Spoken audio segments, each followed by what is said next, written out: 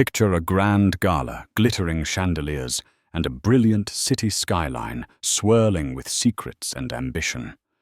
At the center of it all stands John Jacobs, a self-made millionaire with charisma so intense it could stop traffic. Yet behind the flash of cameras and the pop of champagne darkness lurks a shattered vow, a broken woman, and a scandal that will grip the entire nation. What if the man who seemed to have everything lost it all with one devastating choice? Enter a world of betrayal, heartbreak, and cunning deception as we unravel the story behind the headlines. Brace yourself for a tale you'll never forget. John Jacobs was born in a small, unremarkable suburb just outside Chicago, far removed from the bright lights and glossy magazines that would later define his world. Growing up, he watched his father, an overworked mechanic, toil under the hood of cars for hours on end. Their family's tiny one-story house needed constant repairs, roof leaks, peeling paint, creaking floors. It was a life that taught John two lessons. First, money might not buy happiness, but it certainly provided options. Second, ambitions are worthless without dogged persistence. While his classmates dreamed of throwing footballs for the Chicago Bears or starring in Hollywood blockbusters, John had a singular vision: make enough money so that he'd never see his parents struggle again.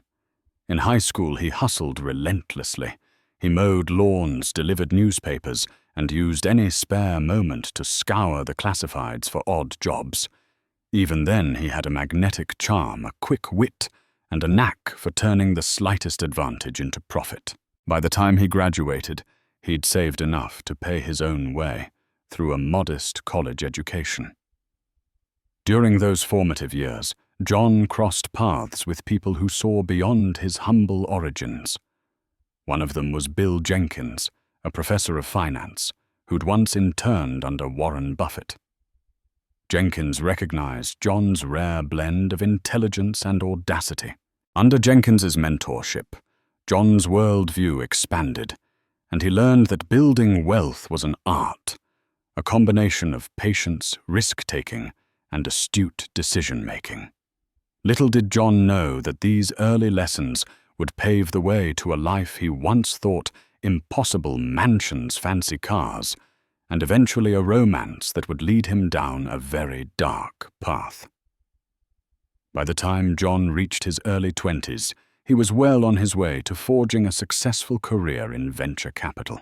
He attended countless conferences, networked with prominent investors, and pitched ideas to any venture capitalist willing to listen. It was at one such conference in Silicon Valley that he met Rebecca Martinez, then Rebecca Hall, a spirited journalist covering technology startups for a small publication. She was interviewing entrepreneurs, but John caught her eye when he passionately discussed a new renewable energy project he was funding. Rebecca was as driven as John, though her ambitions took a different form. She pursued truth and compelling human stories, believing real change often came from shining a light in dark corners. She had a quick sense of humor and a zest for life that matched John's own enthusiasm. Their first conversation ran long into the night, moving from industrial trends to personal aspirations. They discovered they shared an unshakable belief in self-determination and a love for late-night takeout. By the time they finished talking, the conference staff had begun turning out the lights. That night, John walked Rebecca to her rented car. In the dimly lit parking lot, the spark between them felt almost electric.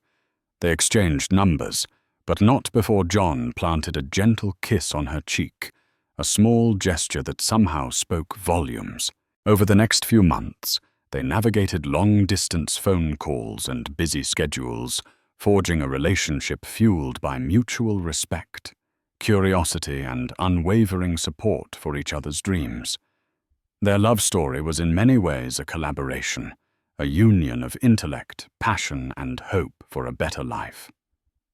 2 years later, their wedding was a modest but heartfelt ceremony in San Francisco's Golden Gate Park. The guest list was intimate, mostly close friends, along with a handful of business associates and extended family. John's parents, tearful and proud, watched their son stand under a floral arch, hand in hand, with the woman who matched him in both ambition and compassion. Real-life luminaries made brief appearances. John's mentor, Professor Jenkins, was there, as were a few colleagues from venture capital circles, people who had begun noticing John's growing influence. Rebecca's parents, quiet and warm, offered blessings in Spanish and English, a reflection of her mixed heritage. The couple exchanged vows that spoke of partnership, unwavering loyalty, and faith in the dreams they had yet to realize. Those vows were more than words. They were a foundation. Their first year of marriage saw them traveling from Chicago to New York, London, and even Tokyo, building networks, investing in startups, and forging global connections. With each success, John gained confidence, and his fortune seemed to multiply exponentially. Rebecca moved from covering tech stories to spearheading an investigative team at her publication, pushing her own career boundaries. Their synergy was extraordinary. They were unstoppable. They returned home from each trip feeling invincible, certain that their shared world would always be bright. In the midst of rapid career climbs, the couple received life-altering news: Rebecca was pregnant. The revelation arrived on a quiet Sunday afternoon at their newly purchased condo overlooking Lake Michigan. She had been feeling nauseous for weeks and dismissed it as stress, but a home pregnancy test changed everything. Emotions collided: excitement, shock, curiosity, and most of all, profound love. John, who had always imagined fatherhood as a distant milestone for someone else, found himself overwhelmed with joy. They announced the news to their parents over dinner, tears blending with laughter as they toasted to the baby's future. With financial security no longer a concern, the couple prepared for their child with open hearts. Rebecca scaled back some of her investigative travel, focusing on safer assignments that allowed her to work from Chicago. John talked about building a trust fund, ensuring his future son or daughter would never endure the struggles he and his family once faced. Yet it was also at this time that the strain of balancing work, personal life, and a growing public profile took its toll. Invitations to exclusive events poured in, and John found himself mingling with celebrities, tech giants, and media moguls. Rebecca, increasingly fatigued by pregnancy, couldn't always attend. She encouraged John to go anyway, trusting him implicitly, convinced their love was unshakable. Little did they know that their faith in each other was about to be tested in the cruelest way possible. As John climbed the ladder of success, he found himself at a star-studded fundraiser in Los Angeles for a global literacy campaign. A-listers like Leonardo DiCaprio and Ariana Grande were in attendance, along with notable billionaires such as Mark Cuban and Elon Musk. Among them was Sierra Martinez, a charismatic socialite who had recently made headlines for her extravagant lifestyle and philanthropic endeavors, or so she claimed. Sierra caught John's eye the moment she stepped into the room. She possessed a youthful vibrancy, an outgoing nature, and a flair for drama. The tabloids had referred to her as the Princess of Beverly Hills thanks to her rumored inheritance and lavish spending habits. When they were introduced by a mutual acquaintance, her laughter filled John's ears like a hypnotic melody. She made it her mission to be the most dazzling figure in the room, and John, thirsty for excitement, found it hard to ignore her. Later that evening, they found themselves cornered by the bar, exchanging banter over top-shelf whiskey. Sierra's stories were dramatic yacht parties off the coast of Saint-Tropez impromptu, shopping sprees in Milan, charity balls, where she was photographed with heads of state. John listened half-skeptical, yet enthralled by her bravado.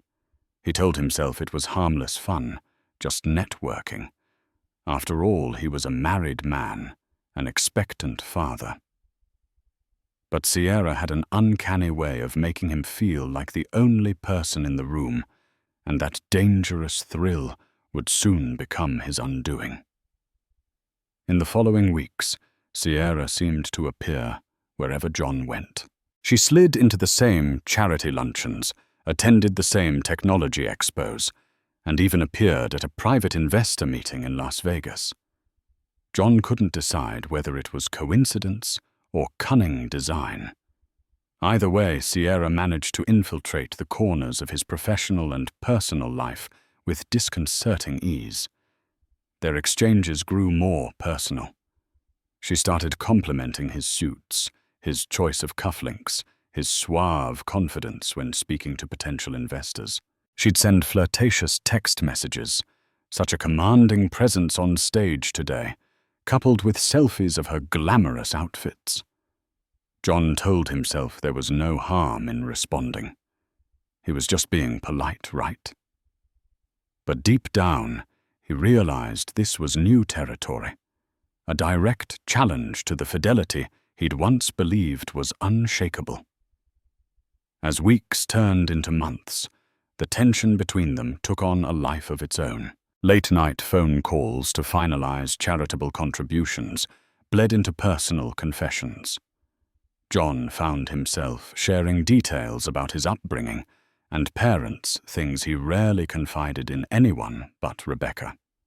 Sierra, in turn, expressed how difficult it was to be perceived as a shallow socialite, claiming she had a deeper side few people recognized. In the background of John's life, Rebecca was progressing through pregnancy, fully trusting her husband while dealing with her own changes. John felt a creeping guilt, but he also felt something else he couldn't easily ignore: adrenaline. Back in Chicago, Rebecca sensed something was off. John became distant, frequently traveling to attend urgent business meetings. Late-night phone calls were followed by hurried explanations that never quite made sense.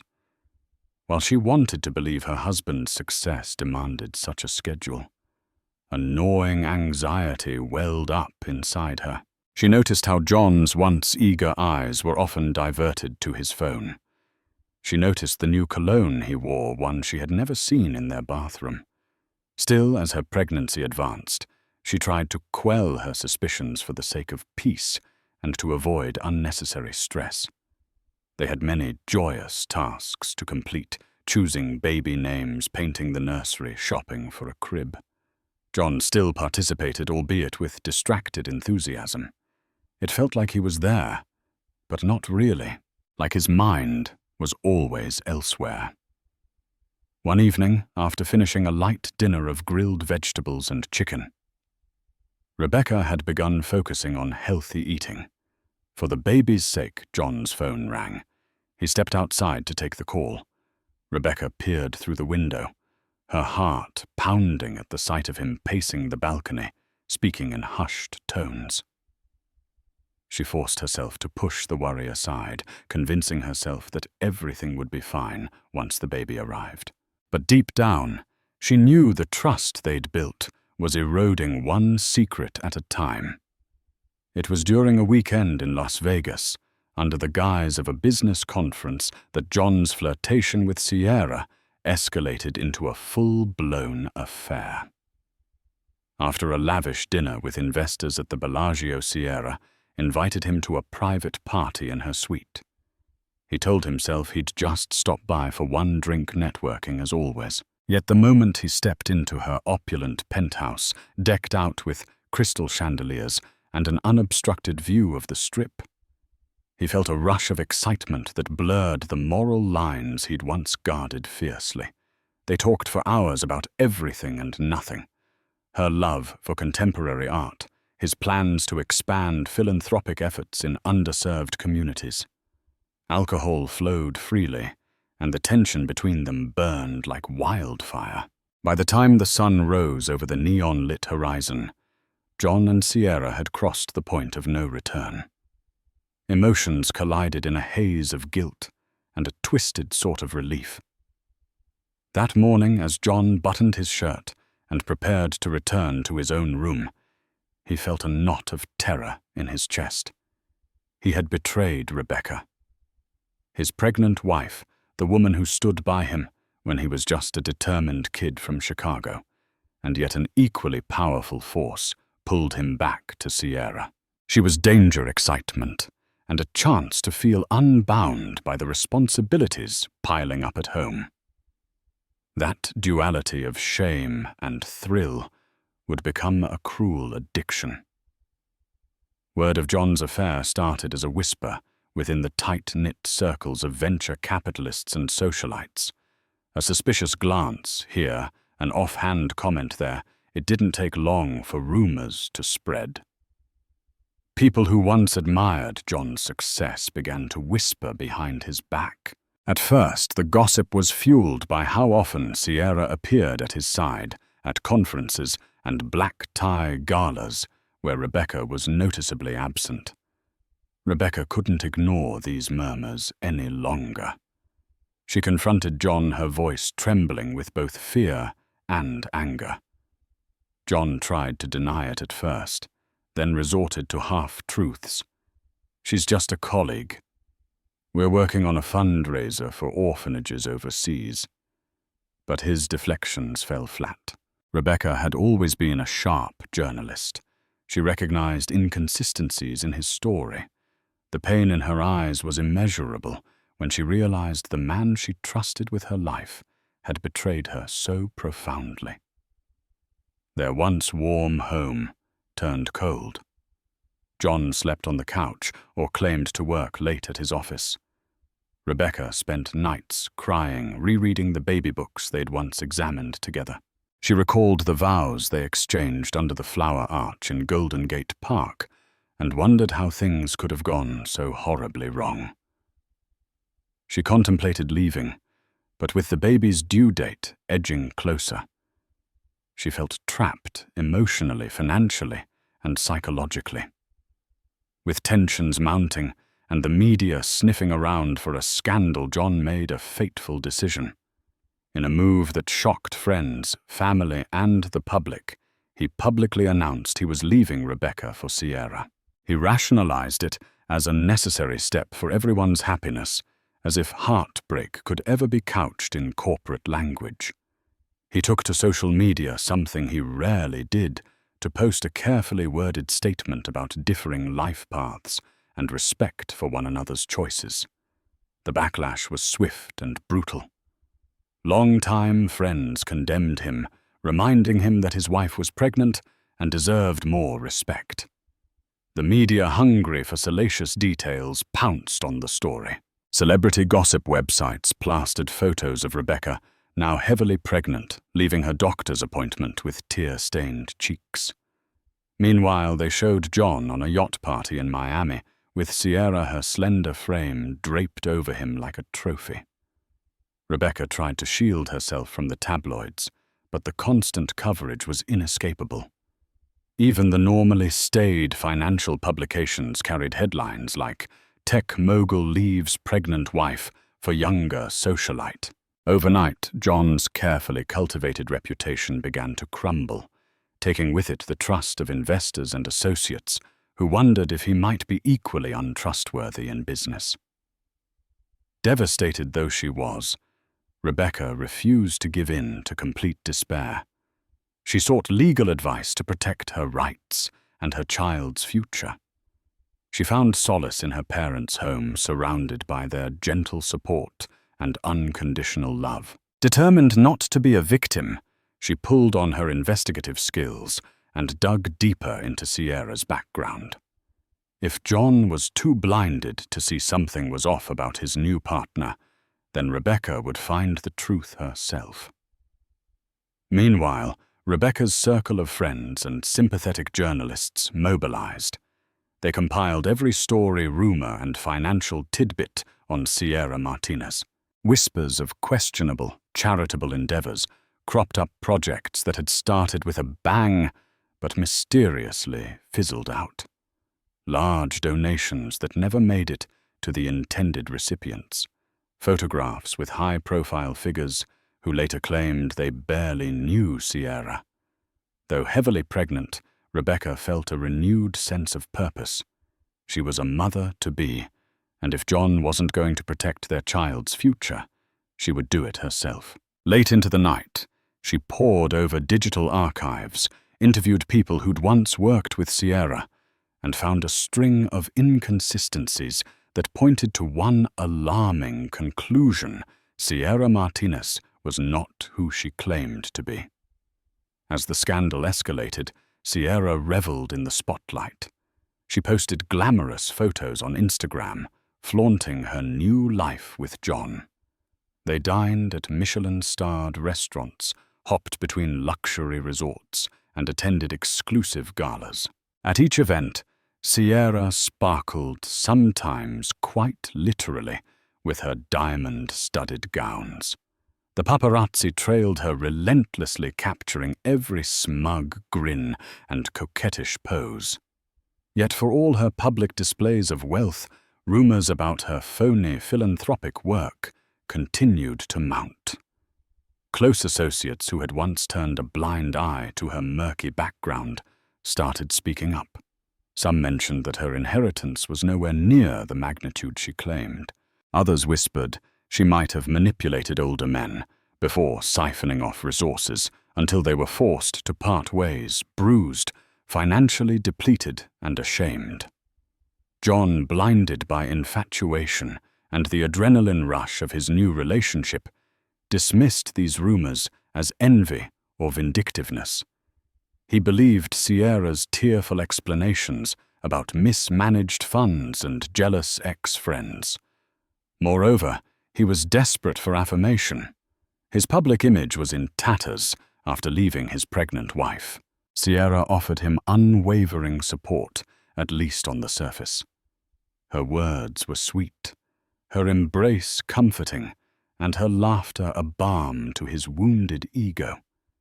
In return, John poured millions into Sierra's questionable charities and personal expenses, believing he was helping her build a better world. Rebecca went into labor earlier than expected in the midst of a Chicago winter storm. The roads were slick with ice, and a biting wind rattled the windows of the hospital where she was admitted. Her mother held her hand through the contractions, but the man she once called her partner was nowhere to be found. John was in Monaco with Sierra at a high-stakes investor meeting, or so the tabloids reported. The labor was grueling, lasting nearly 18 hours. When their baby girl Lucia finally arrived, Rebecca found her pain momentarily overshadowed by the sheer miracle of new life. She held her daughter against her chest, tears of both sorrow and joy streaming down her face. She sent John a text message with the news, a photo of their newborn swaddled in a pink blanket.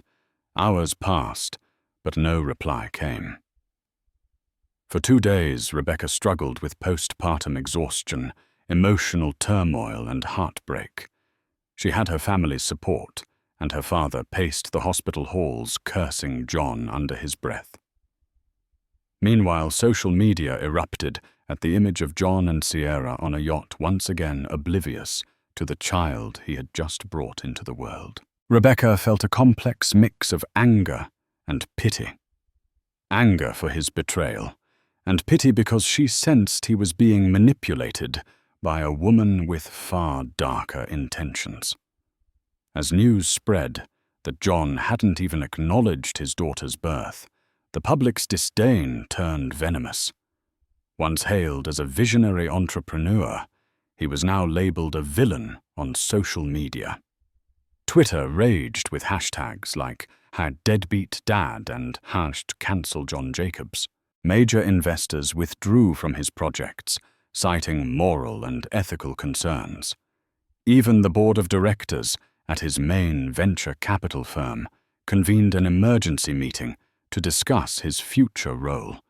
worried about the negative press impacting the company's valuation. John, cornered and frantic, flew back to Chicago after pictures of Rebecca and the newborn appeared on national news outlets. Press reporters hounded him at O'Hare Airport, questioning his neglect, his affair, and his rumored lavish spending on Sierra. He tried to offer a half-hearted apology, but his voice wavered. It was too little, too late. The avalanche of scorn showed no signs of slowing. Meanwhile, Sierra watched from the sidelines, feigning Kearsall for the cameras, but privately seething that her newfound fortune could be jeopardized if John's empire collapsed. She urged him to stay strong, whispered promises about their bright future. But behind the scenes, she was making her own calculations. How to preserve her image, her luxuries, and her bank account should John's wealth implode. Rebecca took Lucia home to a modest apartment she'd rented temporarily, distancing herself from the public eye. She found happiness in her daughter's little coos and sleepy smiles, drawing strength from this precious new life. However, looming over her was the question of financial support and custody. John had made no direct mention of his responsibilities as a father, other than minimal child support payments that felt more like hush money than genuine care. She pressed forward with her investigation into Sierra.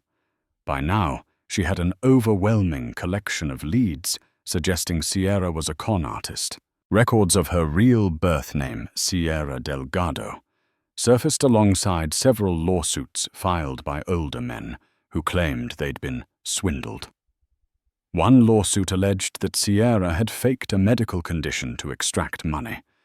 Another claimed she'd staged a kidnapping threat against herself to gain sympathy. Each piece of evidence painted a clearer picture of a calculating manipulator. Rebecca's maternal instinct roared. It wasn't just about John anymore, it was about Lucia. If Sierra managed to entangle John further, Lucia's future inheritance and security could be in jeopardy. Fueled by protective love, Rebecca doubled her efforts, determined to expose the truth. Her journalist's training proved invaluable as she followed the paper trail, naming names, and even reaching out to a private investigator who'd once worked for a high-profile figure in Hollywood. Amid the chaotic fallout, John began to suspect something was off. His finances were hemorrhaging. Multiple deals he'd counted on were either postponed or outright cancelled. Analysts who once praised him as a genius now criticized his personal judgment. Moreover, Sierra's behavior began to shift. She grew more possessive, lashing out whenever John expressed concern about returning to Chicago to see his daughter. She insisted that the stress of facing the media would destroy him, that he needed her by his side. In quieter moments, he caught Sierra making questionable phone calls. Late at night, he overheard hushed conversations about offshore accounts or arguments where she threatened to expose certain secrets if she didn't get her way. Tiny cracks in her charming facade appeared, fueling a growing unease in John's mind. Could the rumors be true? Had he thrown away his marriage and possibly his entire reputation for someone who was using him? Yet he couldn't bring himself to face the harsh truth head-on. Guilt over how he'd treated Rebecca and fear of losing Sierra, whom he still believed he loved, kept him in a state of denial. He tried to talk to Sierra about his concerns, but she'd break down sobbing, claiming memory lapses or fainting spells caused by too much stress. Every time he threatened to pull away, she'd stage another health crisis, effectively reeling him back in. The turning point arrived on a summer night in New York, where John and Sierra were staying in a penthouse suite overlooking Central Park. They were in town for a philanthropic gala, one that Sierra had insisted they attend to salvage John's tarnished image. Before the event, Sierra claimed she had severe headaches and suddenly forgot their entire conversation from the previous day. Her face went pale, her eyes wide with confusion. "John, what are we doing in New York? Weren't we in Chicago just last night?" she asked, trembling. Alarmed, John called the hotel's private doctor, who performed a cursory checkup. Sierra refused to go to a hospital, insisting she just needed rest. Confused and frightened, John cancelled their appearance at the gala. He sat by Sierra's bedside all night, worry churning in his stomach. It made no sense her so-called memory loss came out of nowhere. In the back of his mind, a small voice whispered, "This might be another one of her manipulations. But what if it was real? What if he abandoned her during a genuine medical crisis?" Over the next weeks, Sierra had repeated episodes. She'd forget entire days, sometimes even forgetting how she met John. Doctors found no physical cause, suggesting psychological stress or hinting it could be psychosomatic. John spent tens of thousands of dollars on specialists, private therapists, and luxurious retreats to help Sierra recuperate. She always showed a miraculous improvement whenever John lavished attention on her or bought her something extravagant. Rebecca, meanwhile, welcomed an investigative breakthrough. The private investigator she'd hired uncovered a damning piece of evidence, medical records, that showed Sierra had previously been investigated for staging illnesses. Her real name, Sierra Delgado, appeared in a closed case in Los Angeles, where she'd attempted a similar ruse to avoid paying back a large sum of borrowed money. She'd claimed to have amnesia then, too conveniently forgetting the debts and forging medical papers to back her story.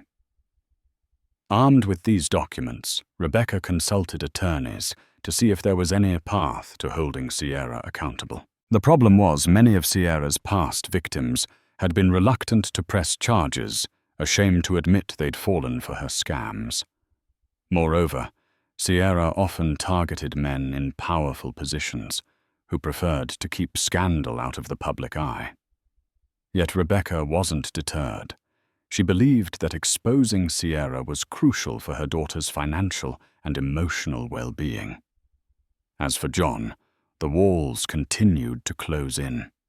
Investors demanded accountability for his declining ventures. His board of directors threatened to oust him unless he stabilized the company's reputation. Rebecca's legal team sent notices reminding him of his paternal obligations. All the while, Sierra's memory lapses grew more dramatic, just in time to sabotage any attempt John made to reconnect with his daughter or invest time in repairing his personal life. The fateful confrontation happened on a crisp autumn day in Chicago. John had flown back for a critical board meeting that would decide whether he retained any control over his primary venture capital fund. Sierra, citing her fragile health, stayed behind in New York. John, free from her immediate influence, decided to visit Rebecca and Lucia. He showed up at Rebecca's door, awkwardly clutching a teddy bear and a bouquet of flowers. It was the first time he'd seen his daughter in months.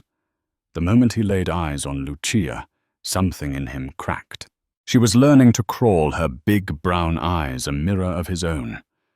All his pride, shame, guilt, and paternal instinct flooded over him. Rebecca allowed him inside, but her demeanor was guarded. She handed over a thick folder of documents, proof of Sierra's medical fraud, her past cons and statements from past victims. John's face went pale as he flipped through the pages. Confronted with the ugly reality, he had no choice but to believe it. He'd been duped.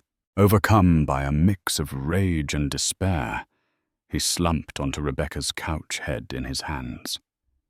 In that silent living room, with Lucia babbling on the rug, John and Rebecca found themselves on the cusp of a reconciliation that might never have been possible without this cataclysmic betrayal. But the question was, would John break free from Sierra's grip entirely, or was it already too late? Fueled by the new evidence, John confronted Sierra over the phone, accusing her of lying about her memory loss. Initially, she feigned outrage and threatened to expose him for emotional abuse, but the dynamic had shifted. John was no longer the naive man, enthralled by her charms. He demanded she meet him in Chicago to get checked by legitimate specialists. Unable to wriggle out of it without arousing further suspicion, Sierra reluctantly agreed. Rebecca and John collaborated to engineer a scenario that would reveal Sierra's deception publicly. If she had been lying about her memory loss, the best way to prove it was through a highly reputable medical team. John used his influence to set up an appointment at the Mayo Clinic, telling Sierra he'd pay for any and all treatments. The press got wind of it, fueling a flurry of headlines about the supportive millionaire standing by his ailing partner. Sierra arrived in Chicago with a glamorous entourage, wearing oversized sunglasses and complaining about splitting headaches. John met her with cool formality. He escorted her to a private wing of the clinic, where the top neurologists and psychologists stood by to run comprehensive tests. Sierra went along with it, perhaps thinking she could outsmart the doctors, or maybe forge medical reports like she had done in the past. But this was the Mayo Clinic, a fortress of integrity and advanced diagnostics. After a week of evaluations, the clinic's head neurologist, Dr. Margaret O'Neill, held a press conference with Sierra and John by her side. The anticipation among reporters was electric. Everyone wanted to know whether Sierra's condition was legitimate. Dr.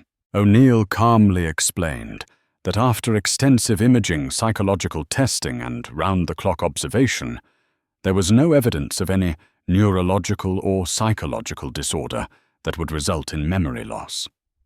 Sierra's face went ghostly pale. She stammered something about the tests being inconclusive, but Dr. O'Neill was unyielding, stating that the data conclusively showed normal brain function. John, standing next to Sierra, listened in stony silence. Cameras flashed, capturing Sierra's panicked expression as she realized her charade was exposed. The press, initially sympathetic to the possibility of a debilitating illness, turned rabid with curiosity and derision. Rebecca watched the press conference from home, cradling Lucia in her arms, tears of relief sliding down her cheeks. She had fought for this moment, a moment that proved she wasn't crazy, and that her suspicions were valid all along. Now the entire world knew Sierra was a fraud. The story exploded across tabloids, news websites, and social media, overshadowing even the most sensational celebrity gossip. In the days after the press conference, Sierra's empire of deceit came crashing down. Investors who had funneled money into her fake charities demanded refunds, threatened lawsuits, or pursued criminal charges. Men from her past, some previously afraid to come forward, began telling their stories to journalists, revealing a pattern of manipulation and extortion. John wasted no time distancing himself from Sierra.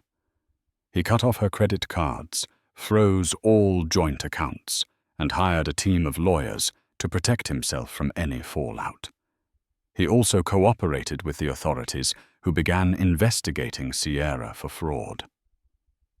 Investigators discovered an intricate web of shell companies in the Cayman Islands and Belize, all traced back to Sierra's real identity, Sierra Delgado. Under mounting legal pressure, Sierra vanished from public view. Rumors circulated that she'd fled the country, but official records showed she was still in the United States, possibly hiding out with relatives. The once glittering socialite was now a pariah, her every move monitored by both law enforcement and a scandal-hungry media. Amid the chaos, John took a step toward redemption by focusing on Lucia. He visited Rebecca's apartment almost daily, trying to bond with his daughter. The first time Lucia reached for his finger, giggling softly, John felt a wave of emotion that caught him off guard. This tiny human was a part of him, and he had nearly missed out on her life entirely. Rebecca, still healing from her heartbreak, watched John with cautious optimism. She saw genuine remorse in his eyes, a kind of humility she'd never witnessed before. He apologized repeatedly, not just for the affair, but for abandoning her in her most vulnerable moment. He offered to provide financial security for Lucia and even set up a trust fund that would ensure her future independent of any relationship drama. Yet words and money alone weren't enough to mend the deep wound. Rebecca insisted John see a counselor and agree to a co-parenting plan that prioritized Lucia's well-being. Surprisingly, John agreed without hesitation, aware that his moral compass needed realignment. Publicly, he issued a heartfelt statement, taking responsibility for his mistakes. It wasn't a complete rehabilitation of his tarnished image, but it was a start. Professionally, Rebecca's life took an unexpected positive turn. Her thorough investigative work into Sierra Delgado's background caught the attention of major news outlets. She was offered a senior investigative journalist position at a reputable national newspaper, a role that included the freedom to choose her own stories and the budget to chase them. Emotionally, she was still processing the turmoil, raising Lucia, grappling with the betrayal of the man she once loved wholeheartedly, and now navigating a precarious path to possible forgiveness. Despite the lingering pain, she decided not to let bitterness consume her. She focused on what she could control, being an excellent mother, an ethical journalist, and a steadfast supporter of truth. Friends and family rallied around her, celebrating the quiet strength she had displayed throughout the ordeal. Though the tabloids still took an interest in her life, hoping for a dramatic meltdown, Rebecca refused to give them the satisfaction. She lived with dignity, determined to demonstrate that women could weather storms of betrayal and still stand tall. Just when everyone thought Sierra had faded into oblivion, she resurfaced in the unlikeliest way, a televised interview with a notoriously sensational talk show host. The promo ads alone were enough to send shockwaves through social media. Sierra Martinez. Her side of the story. People were glued to their screens, curious to see how she'd spin her downfall. Wearing a conservative dress and minimal makeup, Sierra looked like a shadow of her former glamorous self. She tearfully claimed she had been set up, that the doctors at the Mayo Clinic were bribed, that she'd suffered from real memory issues, but was too afraid to disclose her mental health history. She accused John of manipulating her into a crazy gold-digger narrative to save his own career. However, her performance failed to resonate. Interspersed throughout the show were damning clips of evidence, her fake charities, her past aliases, and a montage of contradictory statements from previous interviews. The talk show host, clearly unimpressed, grilled her on every point. By the end of the segment, Sierra's narrative lay in shambles. The final blow came when the host read an official statement from the Mayo Clinic, reaffirming there was no medical basis for Ms. Martinez's claims. Following the disastrous interview, Sierra faced a barrage of lawsuits. Former donors defrauded associates, and even the IRS lined up to demand restitution. Criminal charges loomed for everything from tax evasion to fraud. John cooperated fully, providing documents that tracked his own financial transfers to Sierra's ventures, revealing how she had siphoned funds for personal use. During depositions, Sierra tried to implicate John, claiming he was complicit in misusing funds. Her attempt to shift blame backfired when bank records and email correspondences provided by John's legal team showed he had genuinely believed the money was for legitimate charitable activities. The courts quickly saw through her desperation. Rebecca was subpoenaed to testify about Sierra's mental health claims and the authenticity of the medical records. Armed with her investigator's dossier, Rebecca delivered an unflinching account that contradicted Sierra's testimony, case by case, witness by witness. Sierra's labyrinth of lies collapsed. As the legal battles raged on, John returned to the roots. He'd long neglected his startup investments, his philanthropic interests, and most importantly, his family. He sold off some of his luxury assets to stabilize his finances, reassuring his board of directors that he was committed to ethical leadership. Slowly, investors regained confidence in him, though he had to work twice as hard to repair the damage. Rebecca, torn between her residual anger and her empathy for a man she once deeply loved, found herself in an emotional gray area. John had proven he wanted to be a good father to Lucia, but was that enough to rekindle a romance that had been shattered so publicly? She allowed him into their daughter's life more fully, watching from the sidelines as John tried to make up for lost time, feeding Lucia, changing her diapers, taking her for strolls along Lake Michigan. Mutual respect began to replace the hostility. Rebecca still had boundaries. She'd learned from her heartbreak. Their relationship evolved into one of cautious friendship bound by their shared love for Lucia. They even managed to share a few civil dinners, discussing everything from current events to the next steps in Sierra's looming criminal trial. Months passed, and Lucia grew from a babbling infant into a giggly toddler. She was the light in both of their lives, a testament to the fact that something beautiful could emerge from unimaginable pain. Friends marveled at how John and Rebecca managed to co-parent with dignity, setting aside their bitterness for the sake of their child. John committed to therapy, hoping to unravel the complex emotional issues that had led him astray. In sessions, he admitted he'd been seduced not just by Sierra's beauty, but by the thrill of escaping responsibility. The counselor helped him confront the guilt and shame that had overshadowed his decision-making.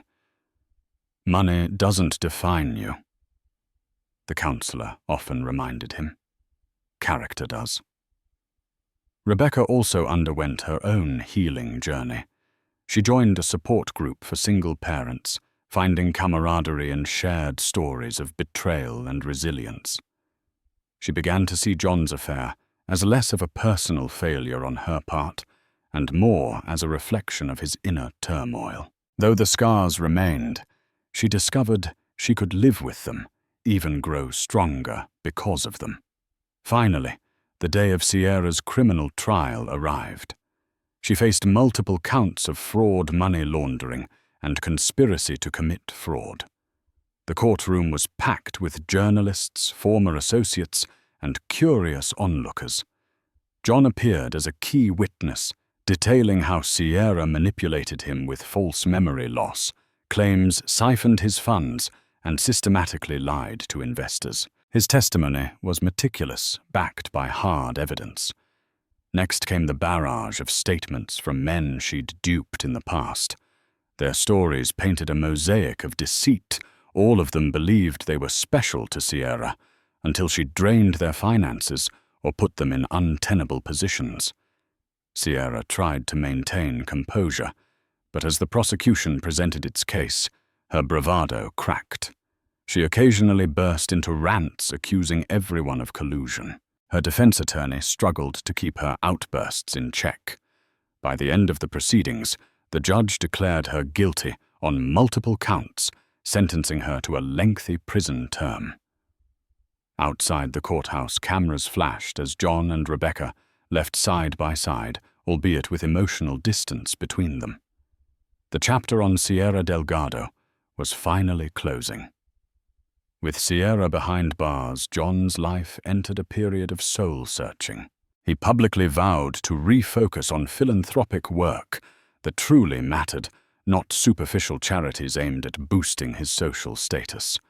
Rebecca, for her part, continued to thrive in her investigative role, her byline appearing on front-page stories that tackled corruption and social injustice. Their co-parenting arrangement blossomed into a partnership. John respected Rebecca's autonomy. She respected his commitment to being a father. Occasionally, they'd attend events together for Lucia, her first birthday, a day trip to the Chicago Children's Museum, or a backyard barbecue with close friends. Each gathering chipped away at the lingering resentment between them.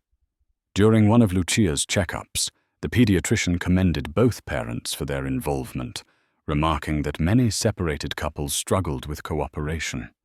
John and Rebecca exchanged a subtle smile, knowing the journey they had taken to reach this point. They weren't fully reconciled romantically, but in the aftermath of so much heartache, there was an undeniable sense of peace. Evenings at Rebecca's apartment became a staple in John's schedule. Sometimes he'd stay for dinner, helping to feed Lucia. They'd chat about work, politics, or new scientific breakthroughs. Their old intellectual spark flickered now and then, reminiscent of nights in Silicon Valley, when they'd discuss big ideas over cheap takeout. One night, after putting Lucia to bed, they sat together in the dimly lit living room. John hesitated, then slowly placed his hand over Rebecca's. "I know I don't deserve another chance," he began, eyes glassy with unshed tears. "But if I keep showing up, if I keep proving I've changed, could there be a possibility for us?" Rebecca exhaled. She felt the heaviness of years past, the bittersweet taste of lost innocence. In that moment, she realized she still cared for him, perhaps more deeply than she wanted to admit. But trust was a fragile thing. "I don't have an answer for you today," she murmured. "But let's keep being the best parents we can be. We'll see where life takes us. Time has a way of smoothing even the deepest wounds when met with sincerity and effort." Over the next year, John continued therapy and also engaged in meditation and mindfulness. He put philanthropic projects under Rebecca's scrutiny, valuing her investigative eye to ensure everything was above board. Together, they established a scholarship fund for underprivileged high school students in Chicago, a nod to both of their humble beginnings and the power of education to transform lives. For her part, Rebecca found it easier to forgive as she witnessed genuine change. She no longer saw John as the arrogant, impulsive millionaire who had selfishly broken her heart, but as a man trying to shed his demons. While their relationship remained complicated, they built a stronger foundation of mutual respect. Meanwhile, Lucia thrived. She toddled around playgrounds, her laughter ringing out like tiny bells. Whenever they were together, the tension that once separated John and Rebecca seemed to dissolve. If there was one undeniable thing binding them, it was their love for this innocent soul who carried both of their legacies. Rebecca loved her new job, which offered her national platforms for stories that shone a spotlight on corporate greed, political corruption, and social injustice. She traveled occasionally for investigations, but always ensured Lucia was cared for by her parents or John. She even brought Lucia on shorter trips, blending motherhood with career in a delicate balancing act. John found his footing in the business world once more. He led a successful campaign to raise funds for green energy, startups, a passion he'd harbored since his early days. Public perception of him warmed slightly as he championed ethical investments. It wasn't a full redemption arc. He still had vocal critics, but at least he was no longer the punchline of every tabloid joke. Their worlds intersected often. John would text Rebecca pictures of Lucia playing in the park or a silly video of her first attempts at words. Rebecca, in turn, would update John about Lucia's developmental milestones or forward interesting articles she'd written. They became in many ways something resembling friends, though the past was never completely out of sight. On a chilly winter evening, nearly 2 years after the initial scandal, they found themselves alone at Rebecca's apartment. Lucia was tucked into bed, the soft glow of a nightlight illuminating her bedroom. A sense of warmth and nostalgia filled the air as Rebecca and John sipped tea, reminiscing about simpler times. John finally spoke of the affair in a way he never had before, raw, unguarded. He explained how he'd felt immense pressure in his career, a deep fear of impending fatherhood, and a twisted desire to reclaim the carefree youth he never really had. Sierra had represented everything glamorous and wild, and he'd been too weak to resist. Rebecca listened, tears welling up. She confessed that during her pregnancy she'd sensed his apprehension, but never pushed him to open up. They were both at fault in different ways, he for betraying her trust, she for not recognizing the depth of his fears. By the end of their conversation, they were both in tears, releasing resentments that had festered for years. It wasn't an erasure of past hurts, but it was a profound step toward understanding. The months following that night saw John and Rebecca in a delicate dance of reacquaintance. They took Lucia to the zoo, visited pumpkin patches in the fall, and decorated a Christmas tree together. The closeness felt natural, yet unfamiliar, like slipping into an old sweater that was both comforting and a bit snug in places. Friends watched with cautious optimism, uncertain if they were witnessing the rekindling of a romance or simply a sturdy friendship. Even Lucia sensed a new tenderness between her parents. She'd babble excitedly whenever they were all together, as though delighting in the harmony she could sense. Professionally, both continued to flourish. John's renewed focus on ethical business practices drew new supporters, including some major endorsements from philanthropic icons like Bill Gates. Rebecca, fresh off a major exposé on pharmaceutical corruption, received accolades and an award nomination. Their individual successes seemed to mirror the personal growth they had achieved. Late one afternoon, Sierra Delgado reappeared this time at Rebecca's office building. She had managed to post bail pending an appeal of her conviction. Gaunt and visibly distressed, Sierra confronted Rebecca in the lobby, demanding a private conversation. Startled Rebecca allowed her into a nearby cafe. Eyes darting nervously, Sierra claimed she was being set up by larger, more powerful players. She offered Rebecca a scoop on some big names if Rebecca helped reverse the public narrative about her crimes. Rebecca refused, citing the mountain of evidence against Sierra. When Sierra attempted emotional manipulation, feigning tears talking about her own troubled childhood, Rebecca stood firm, her gaze unwavering. Eventually, security escorted Sierra out.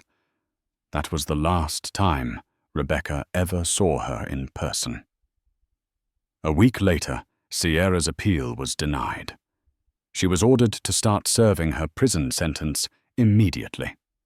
With Sierra's final gambit thwarted, a sense of closure settled over John and Rebecca's lives. The drama that had once consumed them receded into the background, replaced by the day-to-day joys and challenges of raising a child. Lucia turned 3, a milestone they celebrated with a small backyard party. Watching her blow out the candles on her princess-themed cake, John and Rebecca shared a warm look of mutual pride. That evening, after the guests had left, they tucked Lucia into bed and lingered in the kitchen.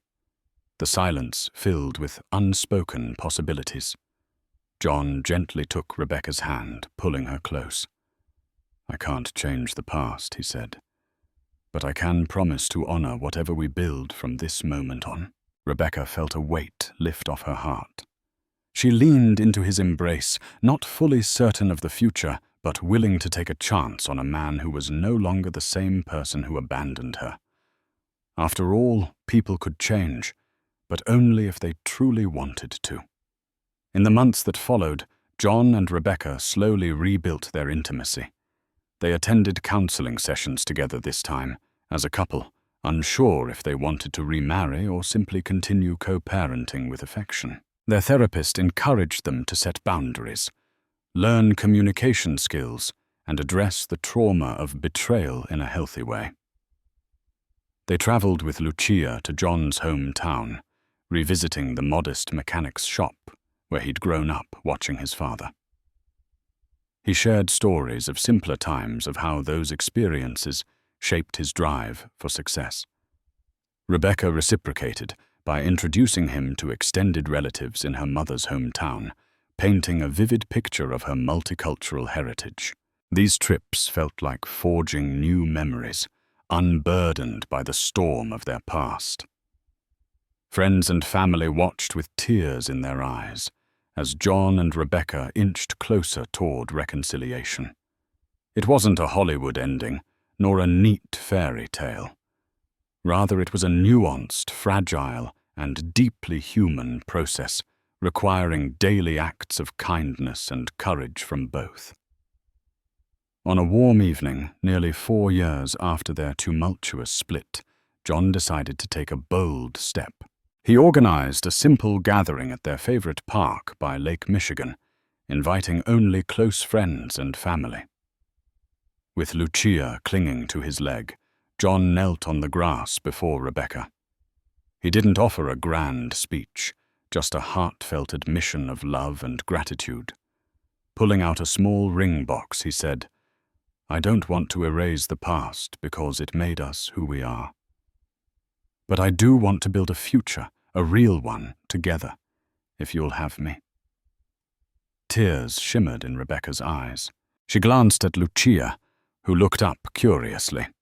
In that moment, she understood that forgiveness was never about condoning wrongs, but about choosing hope over resentment. She nodded, unable to form words, letting her tears speak for her. The gathered group erupted in applause, a soft breeze carrying their cheers across the water. John and Rebecca remarried in an intimate rooftop ceremony, overlooking the Chicago skyline that had witnessed their rise, fall, and redemption. With Lucia as the joyful flower girl, their vows spoke not of perfection, but of growth, loyalty, and love forged through fire. This time it wasn't about grand romance, it was about resilience, daily effort, and mutual respect. Friends and family watched as two people, once broken by betrayal, chose each other again, not to erase the past, but to honor it. Their kiss sealed not a fairy tale ending, but the beginning of a new, wiser chapter together. Years later, John and Rebecca lived a life rebuilt from ashes. His venture firm now championed climate and education, while she became an award-winning journalist exposing injustice. At home, laughter and love echoed as they raised Lucia, savoring the ordinary moments they once risked losing. They still had disagreements, but always returned to honesty and empathy. Sierra Delgado faded into obscurity, a forgotten name and a painful lesson. Their story wasn't perfect, but it was real proof that healing, though hard-won, is possible when love is chosen every day.